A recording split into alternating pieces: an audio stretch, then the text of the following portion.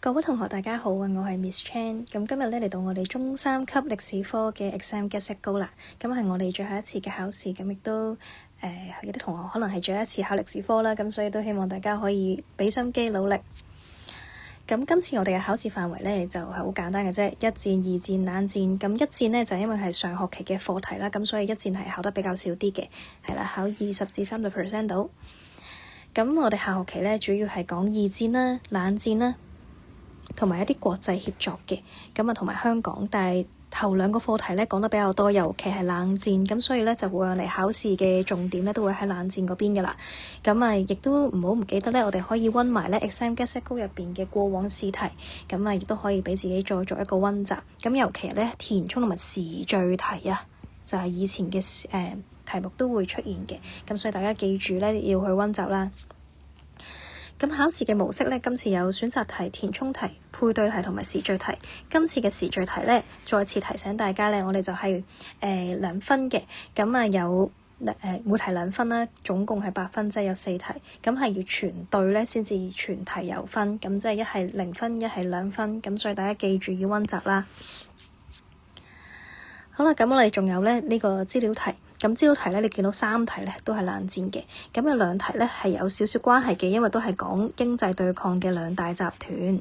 咁有一題咧就係關於古巴導彈危機嘅，咁我而家咧就會同大家講一講呢一題有啲咩溫習嘅重點啦。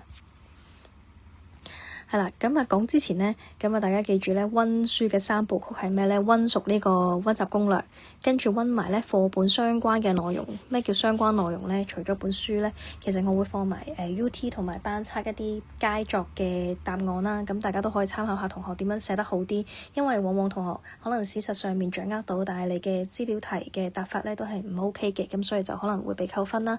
咁所以可以睇下唔同嘅架構點樣做，咁啊亦都可以咧溫到悶嘅時候咧，可以用 Kahoot 去溫一溫習啦。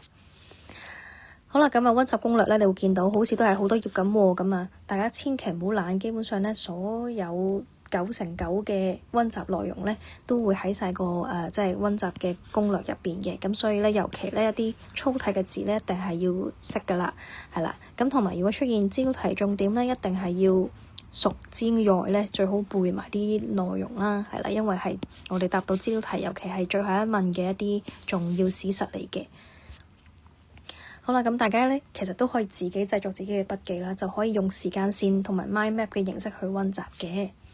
好啦，咁呢一題呢，就係我哋考試嘅其中一個重點嘅漫畫會出現嘅。咁啊，首先呢個漫畫其實大家呢都應該係有啲少少嘅印象嘅。咁啊，因為你會見到呢係有呢個赫魯曉夫啦，咁同埋呢個男子係邊個呢？呢個男子呢，就係一個古巴嘅共產黨嘅領導人，佢係邊個呢？咁佢就係卡斯特羅啦，係啦。咁啊，點解我會知道呢個人係卡斯特羅呢？因為第一點，年份上面你會見到呢個係古巴導彈危機發生嘅年份啦。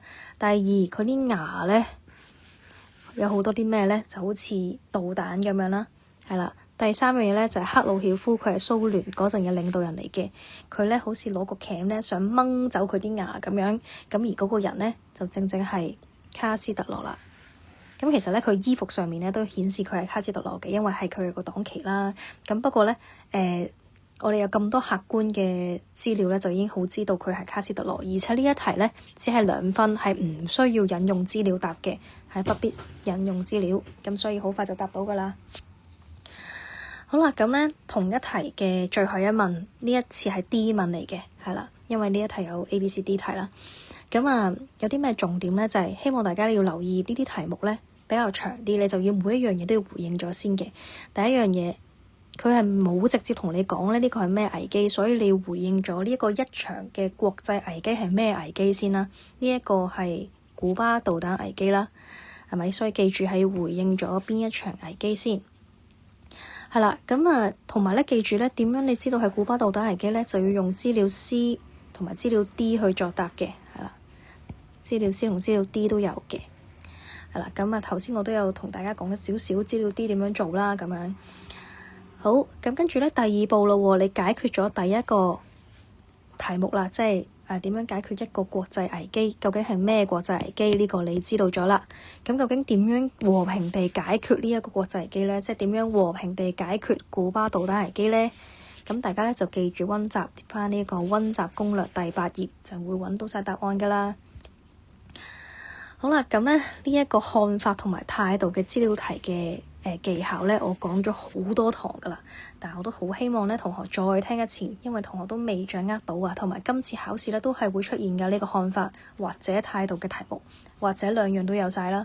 咁所以咧，我俾個例子大家啦。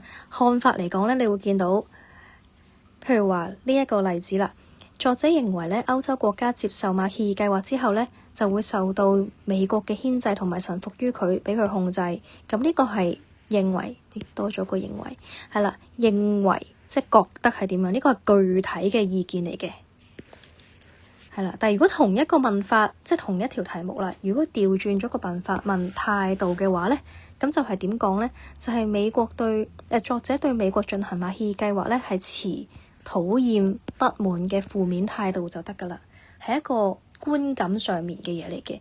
但係你見到看法咧，明顯係具體好多嘅，即係會覺得其他國家俾佢受牽制啊，要臣服於佢啊咁樣。